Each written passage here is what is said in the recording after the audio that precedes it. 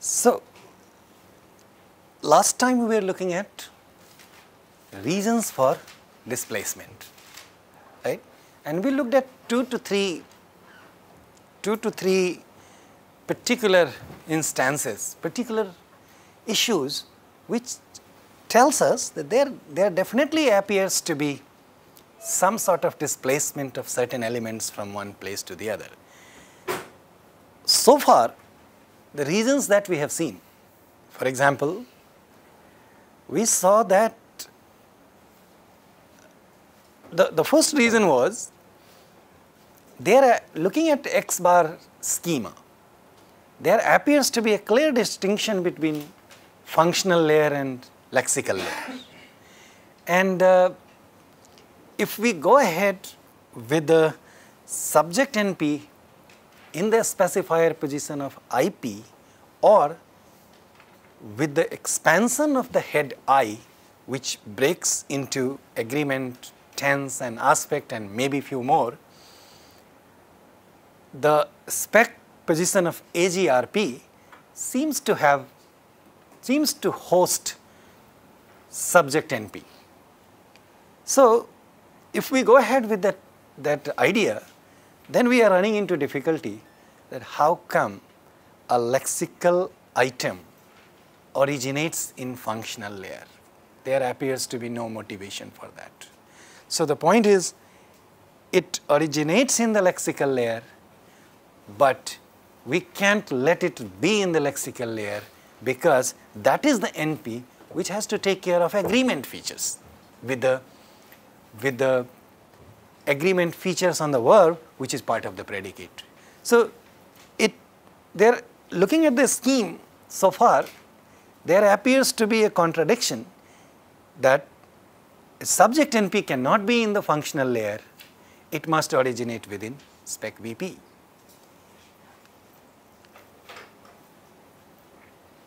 Once it originates in the spec VP, it cannot stay in the spec VP, it must be in the functional layer to take care of the agreement. So, to resolve that issue, we need to look at, we need to allow some sort of displacement. In other words, such an example shows us that there is definitely some sort of displacement. Okay? That's one very strong motivation for displacement. All right? So, we saw some of the things, and in particular evidence for motivation, and then we are continuing with the motivation and instances, further instances of movement, and we are going to see that with example from CP and what we call WH movement. So, we saw that the element appears to dislocate from its original position to the other. There is a compelling reason for us to believe for such an operation. This is how a sentence looks like in a normal situation, right? For which the idea was we should not, there doesn't seem to be a compelling reason for us to allow agreement, tense and aspect under one bundle. So, the split was allowed in this particular way, where IP was not allowed, we got rid of IP, and then the story that I have told you.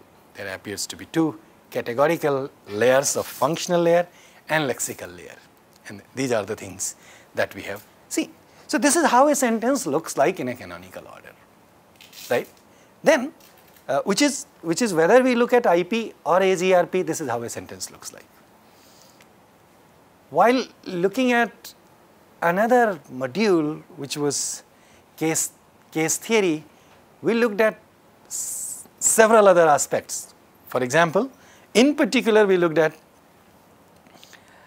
the relationship between, abstract relationship between heads and their complements. That is, a head V or a head P appears to assign cases to their complements in a particular configuration that they seem to govern their complements and thus assign cases to them. Okay? So then we introduced the notion of government and C command.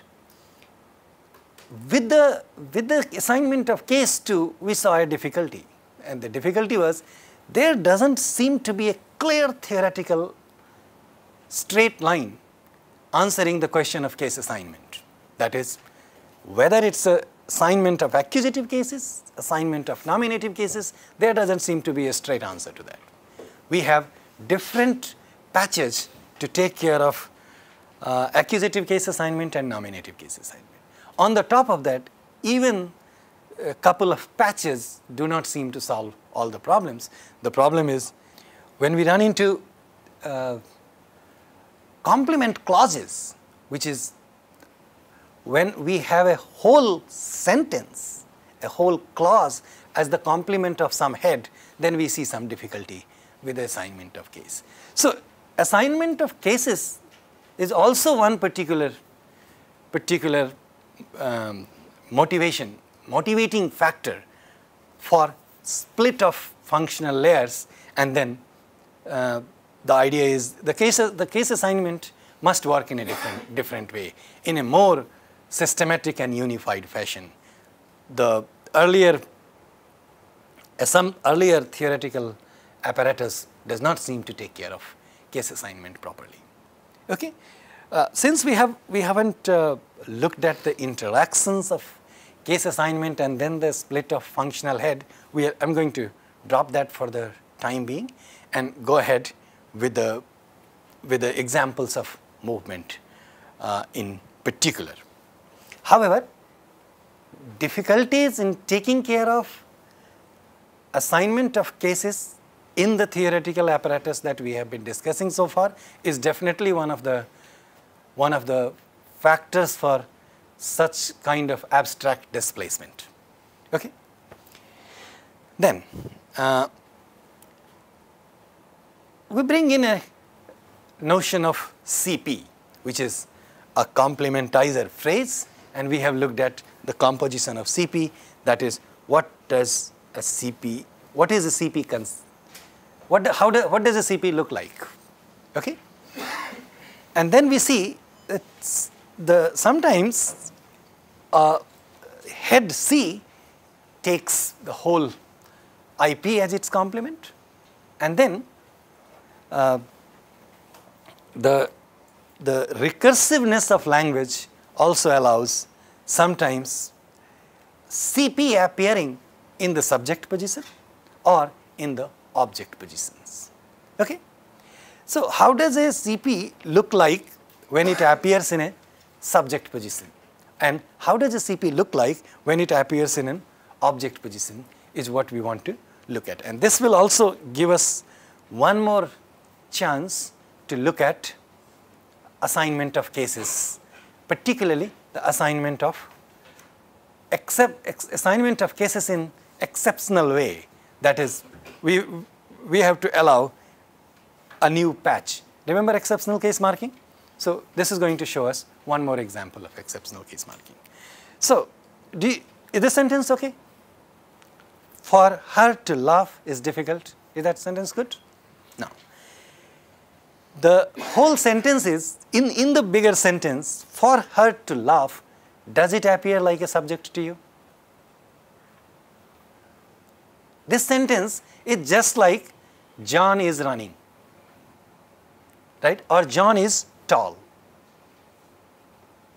Do you understand when I say this sentence is just like John is tall? What I am saying is, in place of the chunk in the red that you see on the screen, which appears to be a clause, we can also replace the whole clause with a simple NP. And we can say John is tall. And the the two sentences are similar in their composition. The point is, we find a CP in place of specifier position of an NP, of an IP. Do we see that? Does everyone see that? What you might be wondering about So why is that a CP? Why not an IP? Right? For her to laugh could also be an IP. Right? Is that the question which is bothering you, or there is something else? It is non-finite. It is non-finite IP for sure. Whether it is a CP or an IP, it is definitely non-finite, right? So, because there is there doesn't appear to be any tense in that, right? So let's go ahead and look at that. I'm coming to that sentence in a minute. Let me first show you a CP in the object position. I think we had talked about that, but let's refresh this thing. John knew that Mary did not drink. The verb know in the main clause has a complement which is a CP. The whole thing, that Mary did not drink, is a full CP. This clear? Right? And in this CP in the red that you see, C is the head, that, and then the complement is the whole IP. Mary did not drink. Mary, in that little IP, which is the head of, which is the complement of C. Let me show you a little bit to make my point clearer. What I am trying to show here to you is, we have an IP. I'm going to put it in short.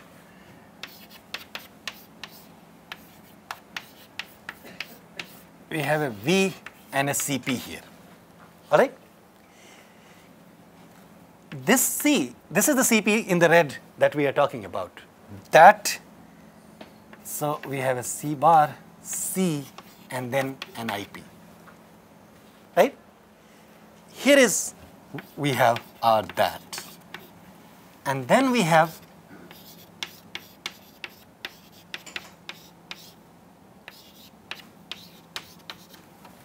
this is the structure that we are dealing with.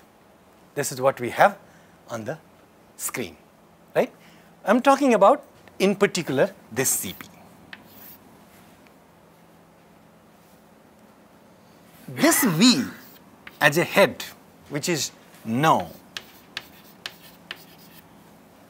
takes the whole CP as a complement, and it needs to assign its accusative case, which it does through the notion of C command, and it assigns accusative case to the CP. It's done. Okay? Now, or let's drop this thing. The point is, case assignment is satisfied. There is no issue here. When we look at the bigger sentence, which we are calling CP, do we have enough reason to believe that that is not an IP, that is more than an IP and that's a CP, right? So the first point is, a CP can be a complement of V. That's clear. Now, in the CP, when we look at this complementizer phrase, a complementizer takes the whole IP as a complement. Is that also clear? And you see the recursiveness of sentences, how one sentence is inbuilt in another. Okay? Now, let's look at this sentence. This IP. Is this a good kind of IP? Where we have Mary in this position, right? And this I is a plus finite I. Clear? This is a plus finite I. So Mary gets a nominative case from here, and this is taken care of. It's a good sentence. See this thing? Now, why I wanted you to see these things, that we need to make sure that in the grammaticality of this sentence, the fact that case assignment is taken care of is an important issue. Okay? Now, Let's look at the sentence that we were looking at before, afresh, where a CP is in the subject position. Our argument is a CP is in the subject position. And when we expand that CP and we look at it carefully, what do we see? What's there in the position of C? The post position for, right? The reason why we are, now, you may have a question in your mind. So far, every time we have been talking about a preposition, we are saying this is a PP, right? Why are we saying here that a preposition can be in the C position, which is a complementizer? We are essentially saying that this preposition is a complementizer, and which we are saying categorically because we are saying that this preposition is not a preposition. Is this a preposition? This is not a preposition. It looks like a preposition, but it has a complementizer function. That's the point number one. Therefore, it is not a PP, it's in the position of C. And there are a couple of other aspects that we are going to look at. Hang on for a moment. Then we see in the complement position of this C, we see a sentence, right? And the sentence is her to laugh, right? And then her is in the spec position of that IP. We see that? I want everybody's attention here on the screen. Her is in the spec position of that IP. What's the problem with that her? It gets an accusative case, and our problem is how does it get an accusative case, particularly when the I is non-finite. See, in this case, I is a finite I, right? Therefore, it assigns nominative case under whatever modifications and patches that we have discussed. So, this is okay. This configuration is okay, no problem. But in this one, we have her, which is clearly an accusative case marked NP, and the I below is a non-finite I, right? So, the problem is this spec IP should not have had any case, and that will also be a problem, right? We cannot say for she to laugh is difficult. The sentence is ungrammatical. So, there is no assigner of case that is accusative case to this NP. At the same time, if it does not get a case, the sentence is not allowed. Do we see the paradox? Therefore, what we are going to say again as a new example of exceptional case marking is the C for assigns accusative case to that NP under the notion of government that we have seen, the modified government for exceptional case marking, which is we are allowing this C to C command the NP her with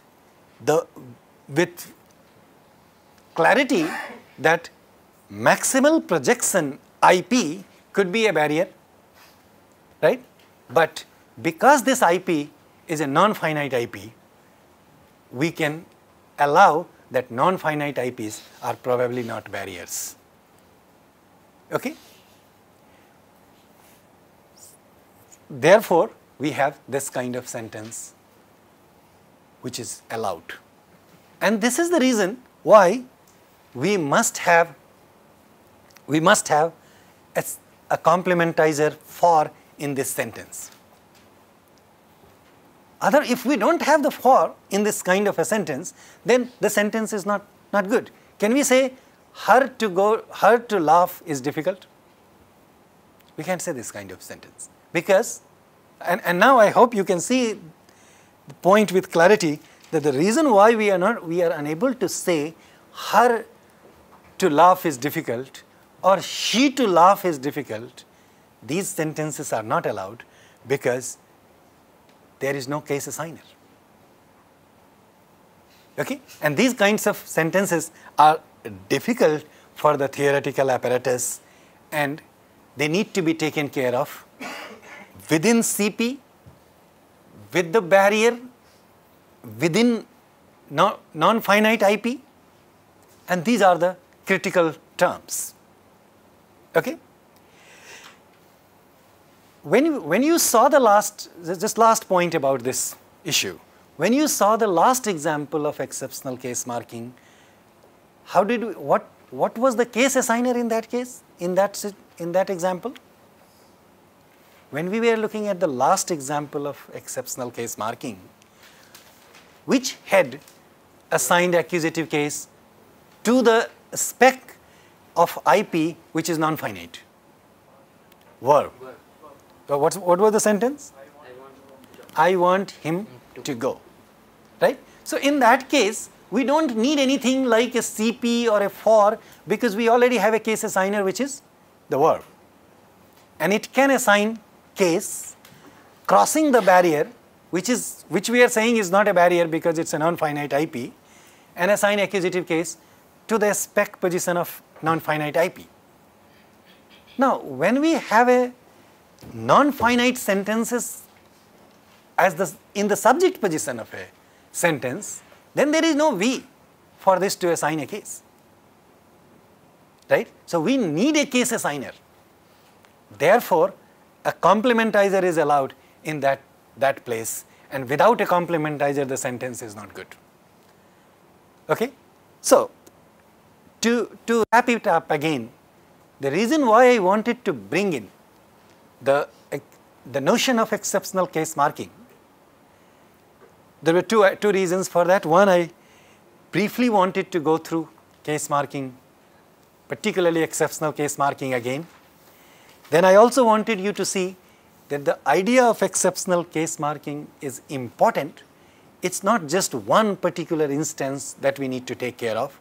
We can see sometimes non-finite clauses in the subject position which needs to be taken care of, and then the existence of CP, that the whole notion of CP is not just a small small modification which theoreticians have just brought in. It's an important device which helps us take care of exceptional case marking also. It's definitely taking care of complement positions where sometimes we do see that the complement of a V is more than an IP. Then we say it's a CP. We run into difficulties when we have a CP in the subject position or a bigger clause in the subject position. We don't know how to take care of that. Then a CP comes in for rescue. All right? Clear? Okay. So, let's keep the idea of CP active. Okay? And then see how does this CP work for displacement from where we started. How does it help us take care of displacement? And this is where I want you to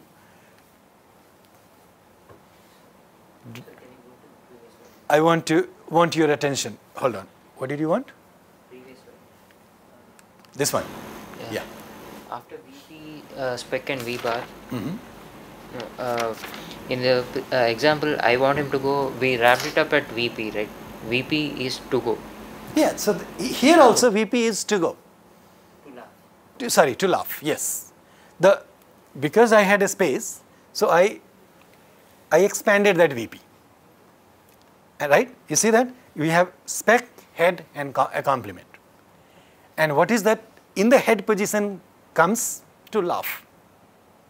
So there is nothing in the spec position of VP, and nothing in the complement position of VP. I just wanted you to see that the whole expanded structure of CP and an IP within it. So NP is also possible in the Sorry? CP. As in a noun phrase is also possible. Which noun phrase? The noun phrase that that's at the last. Well, anything is possible. See, the only problem is we don't have any NP because the verb is non-finite. So the question of that verb being transitive or intransitive doesn't arise. Okay? There is a transitive verb. Oh, definitely. Then there will be a complement to that transitive verb there. And that complement could be anything. And this is what I am trying to show you, that the complement of a V could be an NP, could be a IP, or could be a CP2. Similarly, in the subject position, we can have an NP, we can have an IP, and we can have a CP2.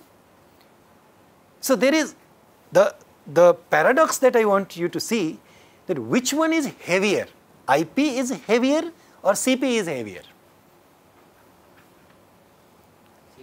It depends on what we are looking at. Sometimes a CP could be heavy because a CP takes an IP as a complement, right? So it's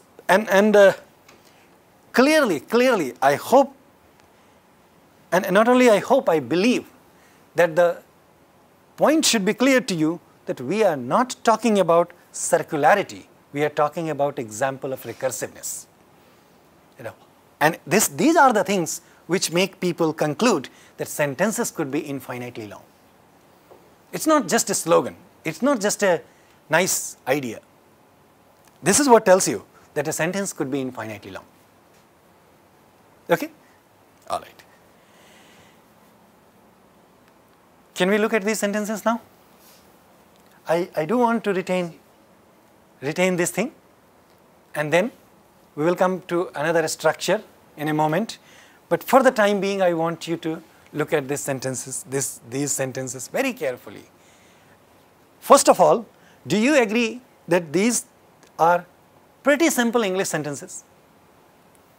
We use these sentences several times a day, right? But if I ask you,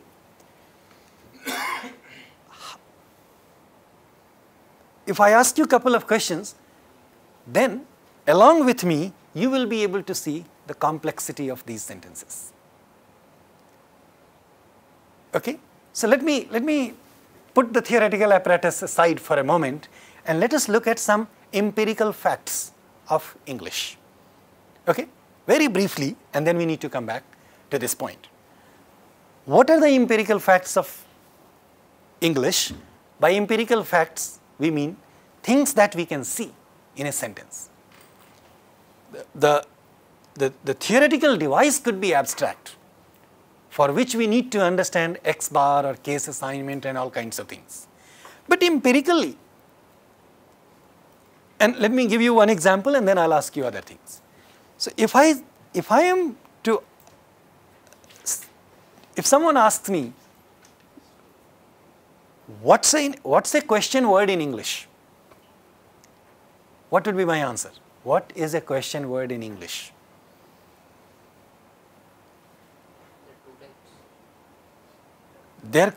You are saying, you are answering the question, how many types of questions are there in English?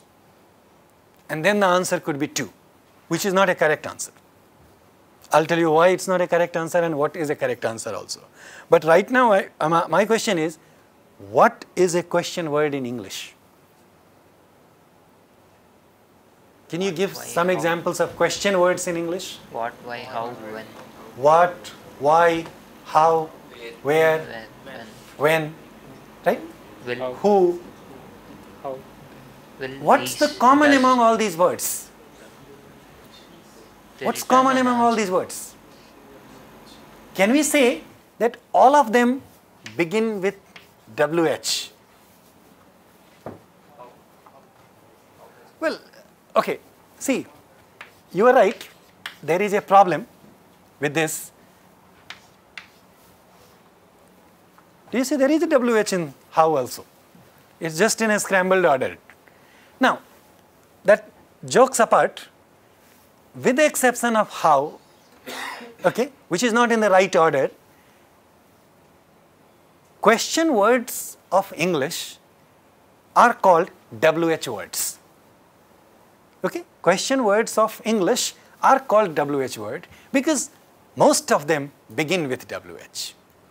And if we are to argue in a little bit funny way, we can say this also has WH, but it's just a problematic. We can go ahead and argue, this is not a serious technical argument. We can also say the reason why this is scrambled, because the moment we try to put it in right order, it becomes something else. Okay, that's not a serious thing. The serious point is, question words of English are called WH words. If I am asking you to look at your own question words in your own language, what's the question word in Hindi? Kaun, kab, kahan, kya, right? If we call them WH words, then what do we have to call Hindi question words? Ka words, right? You will be surprised that most of the languages of Indo-Aryan family have question words beginning with ka. Hindi, Kashmiri, Gujarati, Marathi, Punjabi, Odia, almost all of them. Likewise, if you look at Dravidian languages, Tamil, Telugu, Kannada, Malayalam, and few more. What's the question word in Malayalam? Yeah. What does it begin with? A or? A, right? How about Tamil? A? There are going to be some discrepancies like we have seen WH, but they do have the sound A in common. And that common thing is available in Telugu, Tamil, Kannada, and Malayalam. See, with the help of this point, I want to emphasize and I want you to understand that these languages are called the Dravidian family of languages. They are put in one group, and that's not for no reason. There are underlying reasons behind it. And this is just one example. The goal of our discussion was something else and continues to be something else. So we didn't go into the classification, similarities and differences of specific languages like different language families and so on. Therefore, we haven't looked at such aspects. But if you are taking example of question words, you can see the classification of languages categorically. With that example, moving ahead, we can say question words in English are called WH words. I'm coming to that. So now we say there are two types of questions. At least two types of questions. Do you see that the first one and the last one are two different types of questions? First one needs a different kind of answer, and the last one needs a different kind of answer. So what could be a possible answer to the last one? Yes, sir. Can only be yes or no, right? I mean, you can say something beyond that, but you must say either yes or no first. So if someone asks you, did you buy a phone? You can say, yes, I did. Or you can say, no, I did not. But you must say yes or no. Therefore, that kind of a question is called yes-no type of question. Right? What is the answer of the first question? What did you buy? You must answer with a content. Right? In the answer to the first question, we cannot use yes or no. Can we use yes or no? No. So that's a different kind of a question. You must answer that question with a content. Someone asks you, what is your name? We cannot say yes. Right? We cannot say no. In other words, that type of question is a content content question. That type of question is called content question because you must answer such questions with a content. Contentful word. Okay? Now, these are two types of questions. In response to one of the questions I just said, English, or for that matter any other language, will have more than two types of questions. So such questions are called, let's say, rhetorical questions. Sometimes they are called echo questions. Sometimes there are questions like question tags. When we say, you bought a phone, didn't you?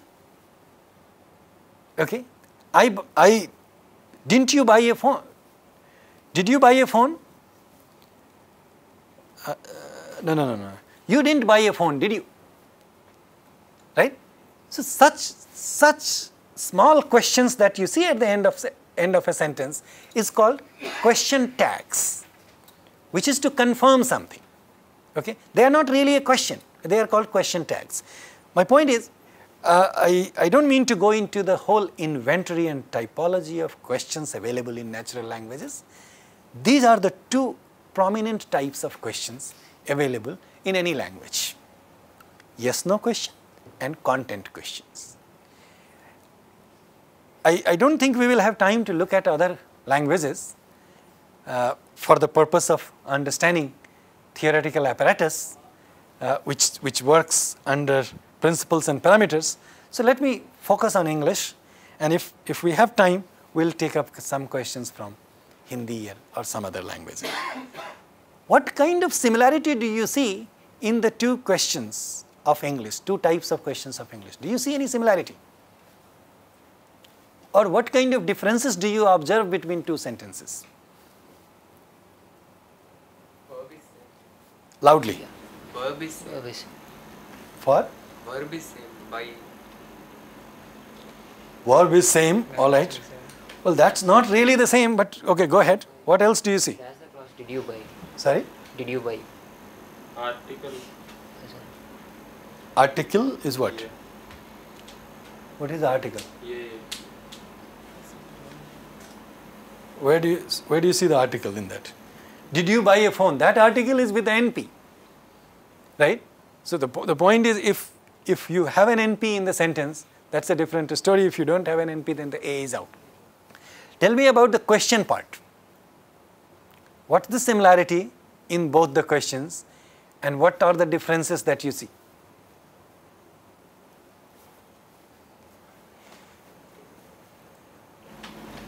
So why are the dashes there? What is the use of them? Well, let's forget that for the time being. The dashes mean there was something there, which is not there anymore. Okay? That is a perfectly fine question. Yeah, that's a perfectly fine question without the dash also. So forget the dash for the time being. I'll come back to that. That means that I need to talk about that. So I come back to that later. So that's perfectly fine question. So just look at now sentence number 1 and sentence number 3. I have put sentence number 2 in between just for reference. Okay? That sentence number 2 could be an answer to sentence number 1. Right? And sentence number 3 could be a question made out of sentence number 2. I bought a phone. Someone can ask me a question, what did you buy? Right? Someone could ask me a question, did you buy a phone? Did you buy a phone? Right? So both the question could originate from sentence number 2. Therefore, I have put that for reference. And I am not discussing sentence number 2 because that kind of sentence we have already discussed. Clear, declarative, nice looking sentence. Everything is fine, a transitive verb, a complement, case assignment is done. Everything is clear in that type of a sentence. Good? So, you are not telling me anything about the 1 and 3. The differences and similarity between two types of questions. One case there is object, in other case there is no object. Okay, which is Phone and phone. In the second case, did you buy a phone? You see the object, and in the first case you don't see the object. Very nice. That's an important thing. But let's talk about more basic stuff. More basic. So in the first sentence, you have an explicit word what Right. to make it a question. Very nice. While in the second sentence, you have the tense marker did. So we don't have what? First thing is we don't have what. Very nice. Do you see that very clearly? That in a content question we need a question word, and in a yes-no question we don't need a question word. That clear? Very nice. Yeah. One observation is that what is just replaced by phone and it moves to the end of the sentence, but the phrase did you buy remains same. Yeah. So what is like a placeholder for the unknown object? No, you are right. All of you are saying things that are making sense. My job is only to expand what you are saying in such a way that the same thing makes sense for everybody. I think you are getting there, and also the point is probably I am looking for more basic things, and you are talking about advanced stuff. Okay. What as a content question word is only for content type of question, and it's not there for the second type. That's the difference between the two types of questions. The similarity between two types of questions is did. Do you see that? If I tell you in a summary that English, listen to this carefully, English questions are made by fronting tenses. The role of tense is very prominent in making a question in English. Is this making sense? I want you to see that carefully on the screen, on the board. That's not on the screen. Look at the question number. Look at the sentence number 2. Everybody, the sentence is bought a phone. What's the tense on that sentence? Past. Right? So everybody agrees that when we say a word like bought, right? This is buy plus past. Agrees? Right? Now, if you remember earlier discussions where I have also told you that sometimes tenses are visible and sometimes tenses are not visible, right? And we left our discussions right there. In this case, we have tense and the verb buy. With the question sentences, we can see that the past tense, which was mixed completely with the verb, it's like this verb is like the dough. I know we need to stop in a couple of minutes, but you understand what I mean when I say dough. Have you seen the dough made for making roti? Right? The water and flour are mixed with proper proportion in such a way that it's going to be almost impossible to remove water from that dough.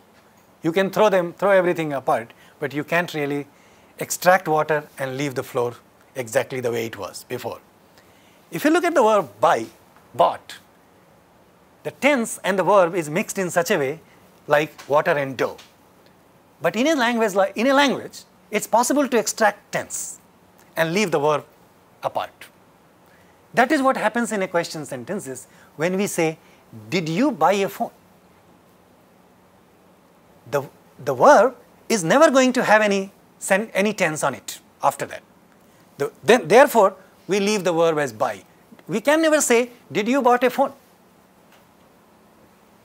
So the point is, the did in the beginning of the sentence that you see is actually removing tense from the verb and extracting that to the front. The tense is an invisible category. It cannot stand on its own. So it needs support of a lexical word. So when we put do, do is a word which comes in support of a verb, so in support of tense. Now do means what? If I ask you the question do, what does the word do mean in Hindi? How will you translate that in Hindi? Kar, right? And Tamil? Sorry? No. How do you say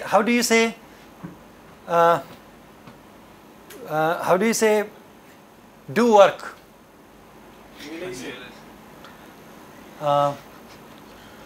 Okay, I'll give you more example. I think there is another word for that in Tamil. I'll come back to that. We are not finishing up this discussion today. We'll come back with this tomorrow, and then I'll bring the other word for that. But hold on, before I wind it up, do you see? So in English the word is do, okay, and this do is not the verb. This again is a functional word now. It doesn't remain a lexical word. So do plus past becomes did. Okay, and when there is no past tense, there is just present tense, then it remains just do. So in a way, what we are saying is this word is carrying tense. So the common thing between both types of question words in English is fronting of tense. All right. So let me stop here, and I want you to think more about the question words, and then we come to question words and movement tomorrow. All right. Okay. Think about equivalent of do in Tamil. More words for that in Tamil. Okay? All right. Let me stop here, and we'll continue this discussion.